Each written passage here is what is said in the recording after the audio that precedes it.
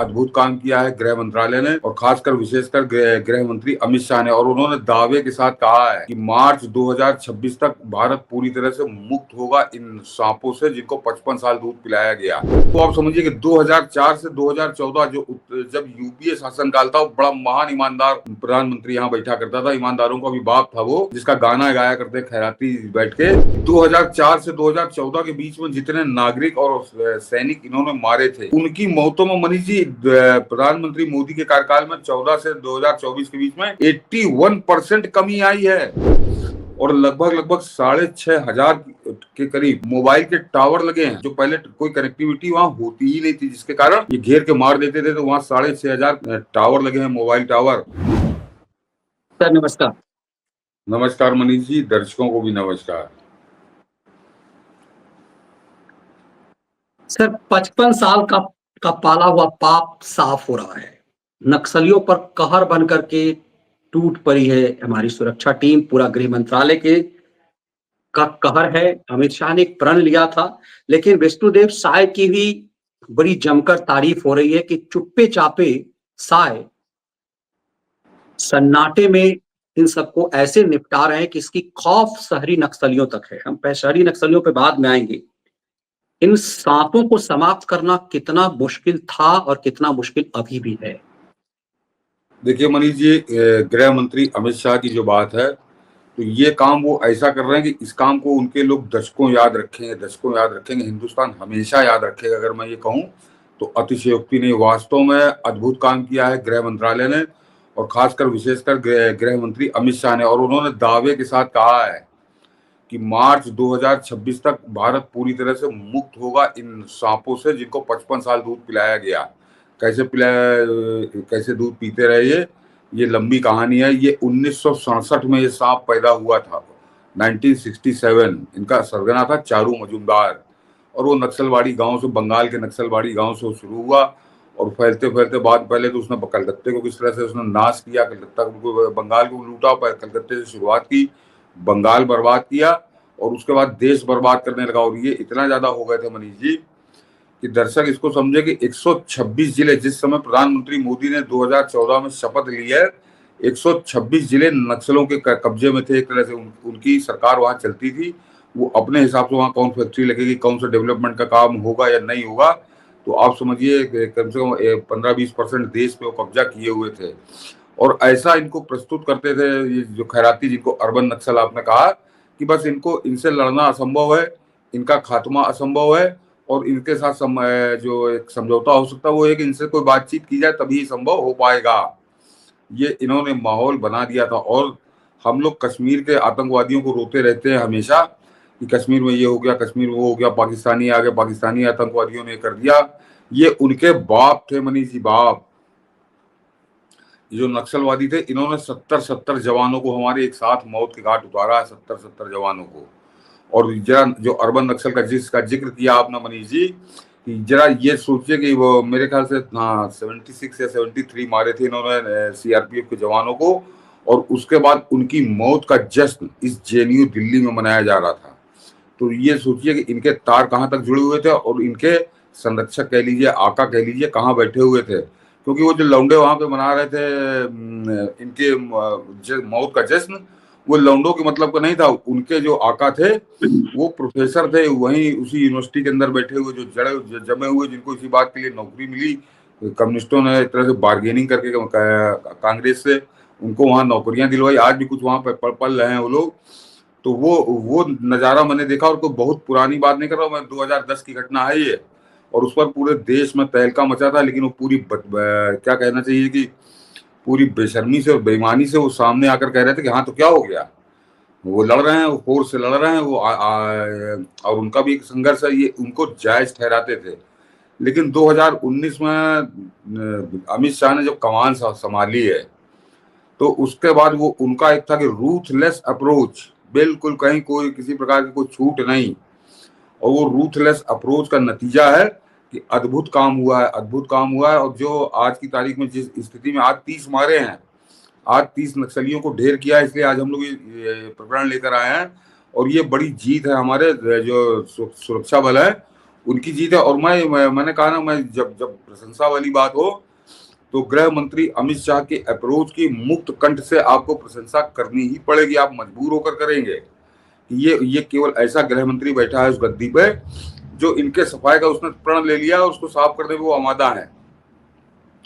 और मनीष जी, फर्क क्या है, ये कैसे इनको दूध पिलाया जाता था, कैसे इनको पाले जाते थे हिंदुस्तान में, इसको आप समझिए कि 2004 से 2014 जब यूपीए शासनकाल था, वो बड़ा महान ईमानदार प्रधानमंत्री यहाँ बैठा करता था, ईमानदारों का भी बाप था वो, जिसका गाना गाया करते खैराती बैठ के। उसके कार्यकाल में 10 साल के कार्यकाल में जो हिंसक घटनाएं थी नक्सलियों की, वो 16,463 घटनाएं हुई थी पूरे देश के अंदर। तो आप अगर उसको 10 साल में आप डिवाइड कर लीजिए तो हर साल 1600 घटनाएं होती थी। हर साल 1600 घटना का मतलब आप समझ रहे हैं कि हर रोज 5 घटनाएं आप मान के चलिए। ये स्थिति थी नक्सलियों की, और 126 जिलों में उनका राज हुआ करता था। और आज की तारीख में प्रधानमंत्री मोदी का कार्यकाल जब शुरू हुआ है तो 2014 से 2024, अभी 25 की तो मैं बात ही नहीं कर रहा, कि 2014 से जो 2024 का जो है, इसमें 7,744 हिंसक घटनाएं हुई हैं। तो ये आप समझिए 53% कम हुआ है। और ये इसमें मान लीजिए कि राजनाथ सिंह ने भी बढ़िया काम किया था, लेकिन वो इतने आक्रामक तरीके से और बिल्कुल निर्णायक तरीके से वो सक्रिय नहीं थे। लेकिन अमित शाह ने तो जैसे कसम खा ली थी कि इनका खात्मा हमें करना है, तो उनको समय लगा, लेकिन ये परिणाम है कि 53% उनकी हिंसक घटनाएं कम हुई और इनको कुत्ते की मौत मारा जा रहा है। अब मनीष जी, पहले आता था एक आध नक्सली कहीं मर गया, 2-4 नक्सली मर गए, अब ये ढेर में मारे जा रहे हैं। अगर आप गौर करिए, कभी 26 मारे गए, 27 मारे गए, 30 मारे गए, एक जगह तो था 42 मारे गए। तो अब इनको घेर कर मार रही है हमारे सुरक्षा बल, और बिल्कुल ठीक मार रहे हैं। तो ये आप इसको श्रेय देना चाहिए, लेकिन साथ ही साथ इसमें सरकार की भी बड़ी भूमिका है। और वो प्रधानमंत्री मोदी जो बैठे हैं, तो वो जानते हैं कि नक्सलवादी कहाँ पनपता है, क्यों इनको आश्रय मिलता है, कौन लोग इनको संरक्षण देते हैं। तो पहले तो ये जान लीजिए कि केवल इनके खात्मे के लिए, कि जो केवल सुरक्षा बलों पर या अन्य साधनों पर जो खर्चा किया गया है, तो करीब करीब 3,25,000 करोड़ रुपए भारत सरकार ने खर्चा किए हैं पिछले 5-7 सालों के अंदर। 3,264 करोड़ रुपए खर्चा हुए हैं इन हरामजादों की मौत के। लेकिन ये जरूरी थे, इसकी वजह से इनके साथ ये होना था। तो 3,264 करोड़ रुपए तो ये खर्चा हुए, और इसका परिणाम क्या मिला है, एक आंकड़ा और बताता हूं मनीष जी। वो सबसे ज्यादा सुखद आंकड़ा है इनकी मौत का, कि 2004 से 2014 के बीच में जितने नागरिक और सैनिक इन्होंने मारे थे, उनकी मौतों में मनीष जी प्रधानमंत्री मोदी के कार्यकाल में 14 से 2024 के बीच में 81% कमी आई है। ये फर्क पड़ा है। ये अब अपनी जान बचाने को भाग रहे हैं। 81% का मतलब आप समझिए लगभग शून्य कर दिया है। और अभी मार्च 2026 की डेडलाइन दी है अमित शाह ने, तो वो शून्य पर ही ये आंकड़ा होगा, और ये बिल्कुल शून्य पे ही ये लोग टिके होंगे। तो ये परिणाम दिया है गृह मंत्रालय ने, और हमारे देश के सुरक्षा बलों ने, सीआरपीएफ में उनसे लड़ती है। तो इसको आप समझिए। बिल्कुल, और इससे पूरी तस्वीरें सामने आई हैं, तो लोगों का हौसला जो है इस चीज से बढ़ा है कि अब फिर कोई नक्सल इन सब इलाकों में पांव नहीं पसार पाएगा। लेकिन इन तस्वीरों को देख करके मैंने देखा है कि पूरे खैरातियों में सिहरन पैदा हो गई है। और चूंकि प्रधानमंत्री ने खुद कहा था कि हम शहरी नक्सलियों को भी, इन इकोसिस्टम को भी नहीं छोड़ेंगे, ये तस्वीर एकाएक भारत के कांग्रेस के पूरे इकोसिस्टम को क्यों हिला रहा है? क्योंकि आम जन को तो सुकून मिल रहा है, ये तस्वीरें दिखा रही है, और इससे पूरी तरह से सिहरन शहरी नक्सलियों को, एक नया नाम मोदी ने शहरी नक्सल दिया था। मनीष जी, शहरी नक्सल, इनको अगर शहरी नक्सल का समीकरण आपको समझना है, तो एक बड़ी बेहतरीन फिल्म बनी है इसके ऊपर, और वो बनाई है विवेक रंजन अग्निहोत्री ने। मैं बहुत प्रशंसक नहीं हूँ उस व्यक्ति का, लेकिन जो आपने कश्मीर फाइल्स पे बड़ी वाहवाही मिली, बड़ा पैसा भी आया उसमें, लेकिन अगर आप विषय की बात करिए या विषय की गहराई की बात करिए, तो बहुत बेहतरीन पिक्चर है Buddha in traffic jam. YouTube पर पढ़िए, दर्शकों को देख लीजिएगा उसको, क्योंकि अब वो यूट्यूब पर है, उपलब्ध है। और उस पिक्चर में इन राक्षसों के साथ उन शहरी नक्सलों का क्या संबंध है, और कैसे वो उनको कवर देते हैं, और कैसे सफेद पोश बने रहते हैं, बहुत बेहतरीन तरीके से उनको बेनकाब किया गया है। तो वो पिक्चर जो है वो अपने आप में बता देगा कि आप अर्बन को पहचानने में कोई कष्ट नहीं होगा कि कैसे कैसे लोग कहाँ कहाँ बैठे हैं जो इनके संरक्षक हुआ करते थे। और अब उनको आग इसी बात पे लगी हुई है, क्योंकि अमित शाह की मैं इसीलिए बार बार बात कर रहा हूँ, गृह मंत्री की, कि उनका उन अर्बन नक्सल के जो संरक्षक आका बाप दादे हैं, उनसे उनका कोई दूर दूर तक संबंध ही नहीं है, ना वो अपने अगल बगल उनको आने देते हैं, तो वो कहीं प्रभावित नहीं कर सकते। 2014 तक वो सरकार के अंदर उनकी घुसपैठ हुआ करती थी। ये अरुणा राय जैसे लोग, ये ठगेंद्र यादव जिसको बताते हैं मनीष जी, नहाता नहीं महीनों, ये सब लोग एक तरह से उनके फुट सोल्जर थे, नक्सलियों का गान गाने वाले लोग थे। तो ये केवल इनको राजनीतिक रूप से हम लोग नहीं जानते, ये नक्सलियों के ही हमदर्द थे। वो शौचालय वाजपेयी, मनीष जी, शौचालय वाजपेयी के उस दौर में मैंने 2010, जिसमें मैं बता रहा हूँ कि वो सैनिकों की हत्या का जश्न मना रहे थे जेएनयू के अंदर, उस समय कम से कम आधा दर्जन लेख मैंने पढ़े हैं शौचालय वाजपेयी के, कि वो उनका महिमा मंडन करने में जुटा रहता है। वो कोई सरगना हुआ करता था तो अरे वो तो जब बालक था तो मुझसे मिला और बड़ा तेजस्वी था और बड़ा बढ़िया था, व्यवस्था के खिलाफ लड़ रहा था, इस तरह से ये उनका महिमा मंडन करते थे, समाज में उनको स्थापित करने का कुकर्म करते थे। तो वो काम अब खत्म हो चुका। अब सरकार इनको सुनती नहीं है। प्रधानमंत्री मोदी हो या गृह मंत्री अमित शाह, वो इनको कुत्ता भौंकता तो भी आदमी पलट के देख लेता है, लेकिन इनको कुत्ते से ज्यादा बदतर इनको मानते हैं, तो इनकी तरफ ध्यान नहीं देते और वो अपने काम में लगे। तो उसका ये परिणाम है। और केवल मारकाटी नहीं की, मैंने कहा ना 3264 करोड़ रुपए तो केवल इनके खात्मे के लिए हुए, और उसके अलावा 3500 करोड़ रुपए, 3500 से ज्यादा, 3500 करोड़ रुपए ज्यादा, 3563 करोड़ रुपए, 3563 करोड़ रुपए का वो विकास कार्य कराया है, जो 126 जिले जिनकी हम लोग बात कर रहे हैं, जहां पर नक्सलियों का होता, तो वो ये काम होने नहीं देते थे। और अभी एक बहुत गहरी बात बताऊंगा मनीष जी को, उसमें चौंकेंगे मनीष जी को, हंसी भी आएगी, कि 3563 करोड़ रुपए का वो जो था विकास कार्य हुआ है, और उसमें जो कार्य हुए हैं मनीष जी, वो 14,000 किलोमीटर, 14,465 किलोमीटर तो सड़क बनी है। गौर करिए आप कि ये सड़क नहीं बनने देते थे, कि यहाँ पे सड़क बन जाएगी तो पुलिस आएगी, जैसे वो लालू आप क्या कहा करता था, वो वाला कुकर में करते थे, कि 14,500 किलोमीटर सड़क बनी है, और लगभग 6,500 के करीब मोबाइल के टावर लगे हैं, जो पहले कोई कनेक्टिविटी वहां होती ही नहीं थी, जिसके कारण ये घेर के मार देते थे। तो वहां 6,500 टावर लगे हैं, मोबाइल टावर। और मनीष जी करीब करीब 6,000, आप मान लीजिए 5700 पोस्ट ऑफिस खुले हैं, ताकि इकोनॉमिक गतिविधियां वहां पे चलें, आर्थिक गतिविधियां हो। अन्यथा वो बेचारे वहां जो इनके शिकंजे फंसे रहते थे आदिवासी, उनको कोई साधन ही नहीं था, फोन था ही नहीं, सड़क थी ही नहीं, और साथ में कोई अपना अगर पैसा इन्होंने इकट्ठा किया तो उसके बाद जमा करने के भी पैसे उनके पास नहीं होते थे। तो अब उन्होंने 5700, समझिए उन 126 जिलों में 5700 पोस्ट ऑफिस खुले हैं, 6,500 से ज्यादा मोबाइल टावर हैं, और 14,000 किलोमीटर से ज्यादा सड़क बनाई है। इस तरह से इनसे लड़ा गया। तो ये बड़ी लंबी लड़ाई थी, बड़ी लड़ाई थी, लेकिन 10 साल के अंदर बड़ी खूबी से लड़ी है प्रधानमंत्री मोदी ने। और उसका जो जैसे होता है T20 का मनीष जी के पहले वाले 10 ओवर जो होते हैं उसमें तेज खेला जाता है, लेकिन आखिरी जो दूसरे वाले 10 ओवर होते हैं उसमें बड़ी तूफानी बैटिंग होती है। तो वो तूफानी बैटिंग गृह मंत्री अमित शाह कर रहे हैं, और वो सफल होंगे, जिस हिसाब से उनका अंदाज है निश्चित तौर पर सफल होंगे। लेकिन आज ये जैसे इन्होंने हमारे 70 जवानों की मौत पर जश्न मनाया था जेएनयू में, 2010 की घटना है, जब अगर मैं साल नहीं भूल रहा हूँ, वैसे ही मैंने तो लड्डू खा के इन 30 हरामजादों की मौत का जश्न मनाया। आज जब ये खबर आई कि 30 नक्सलियों को ढेर किया, तो मैंने मनाया। वो भी मैंने शाम को देखी खबर, वो थी पुरानी। अगर मैं ऑफिस में होता तो मैं सबको खिलाता, और कल जाकर अपने ऑफिस में खिलाऊंगा लड्डू।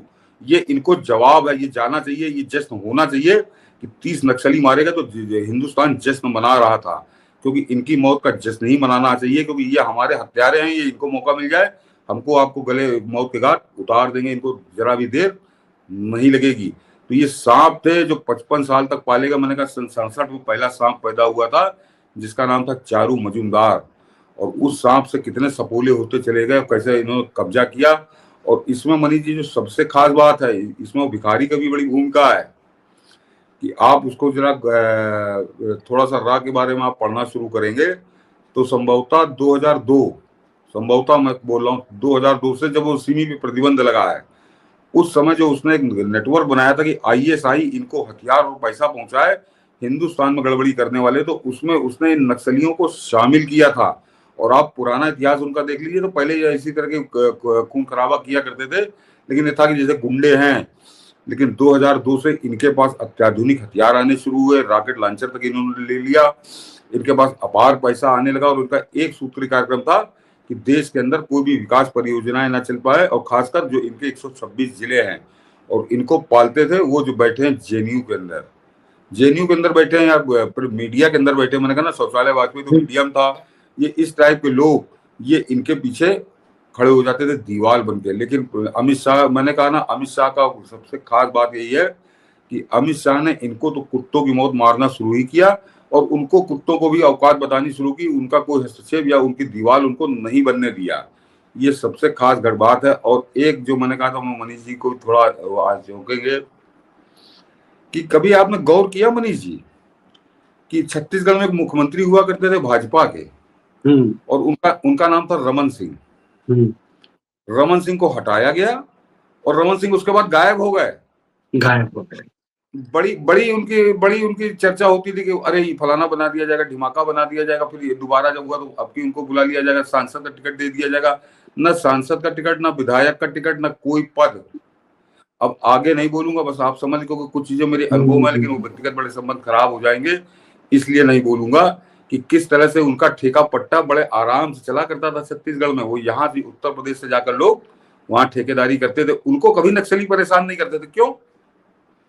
कभी सोचा मनीष जी? मैं सोचा करता था कि यार इतने नक्सली वहां पे कोई पूरे हिंदुस्तान का ठेकेदार नहीं जा पाता है, लेकिन रमन सिंह के जानने वाले ठेकेदार जो हैं वो पैसा बरस रहा है उनके ऊपर। तो ये पूरा खेल था। मैंने कहा इशारों में लोग दर्शक समझ गए होंगे, तो वो अता पता नहीं है उनका। तो इसको आप इसका पूरा श्रेय मैं मानूंगा कि जैसे अमित शाह ना, कि किसी प्रकार का कोई दबाव उन्होंने सब किनारे किया, कि उनको था, उनका एक सूत्री लक्ष्य था कि इन सांपों से मुक्ति चाहिए। और सबसे ज्यादा बड़ा गढ़ इन नक्सलियों के 2 ही 3 प्रदेश थे, छत्तीसगढ़, उड़ीसा और या आंध्र प्रदेश, जो इनका मेन गढ़ था। बाकी तो फैले हुए थे दुनिया भर में, यहाँ उत्तर प्रदेश में भी कुछ इलाकों में रहते, लेकिन बहुत कम है।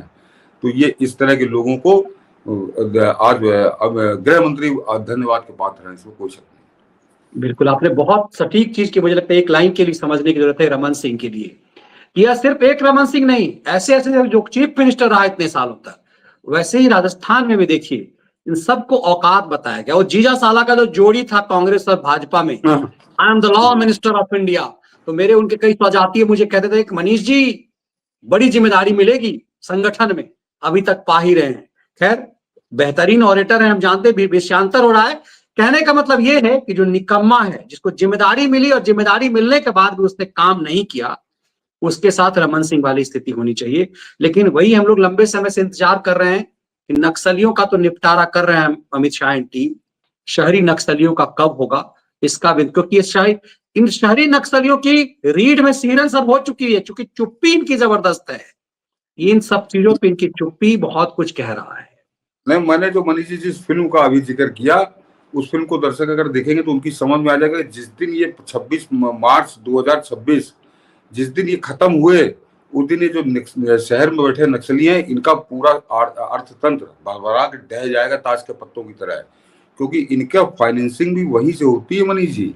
इस बात को जरा दर्शक समझें, क्योंकि वो गजब की लूट करते हैं, ठेकेदारों से वसूली करते हैं, कंपनियों से वसूली करते हैं, और वो करोड़ों में होती है, और वो करोड़ों का हिस्सा आता इन्हीं के पास है। ये जो बैठे हैं दिल्ली के अंदर, जो हमारे जवानों की मौत का जश्न मनाते हैं, तो ये पूरा नेक्सस जो है, तो वो अमित शाह जो है गृह मंत्री, वो बड़े चरणबद्ध तरीके से चल रहे हैं। उनको है कि पहले इनके पैर काट दो, ये भागने लायक ना रहे, उसके बाद धड़ को इनका निपटा दिया जाएगा। तो ये मार्च 2026 जो उन्होंने डेडलाइन दी है, मुझको विश्वास है कि वो हो जाएगी पूरी। और उसके बाद तो ये जो आपने कहा मनीष जी कि ये समझ रहे हैं, जो शहरी नक्सली जो जिनकी रोटी पानी वहां से चल रही है, ये जान रहे हैं कि जिस दिन उनका खात्मा हुआ, अभी तो थोड़ा बहुत पैसा आ रहा होगा, वो भी बिल्कुल बंद हो जाएगा। और तब और उसके बाद फिर सिंह अपने इधर घुमाएगा देश का गृह मंत्री। तो वो बिल्कुल जैसे भगवान शंकर का वाहन है ना नंदी, तो नंदी के बैल की तरह इधर जब घुमाएंगे सिंह, तो बचेगा इनमें से भी कोई नहीं, क्योंकि ये पूरी तरह नंगे हो चुके हैं। इनके लिए कोई सबूत ढूंढने की जरूरत है नहीं, चाहे वो पाड़ा हो, ये सनसनीबाज हो, शौचालय वाजपेयी हो, या जेएनयू में बैठे वो अड्डे में जो बड़े बड़े प्रोफेसर बैठे हैं।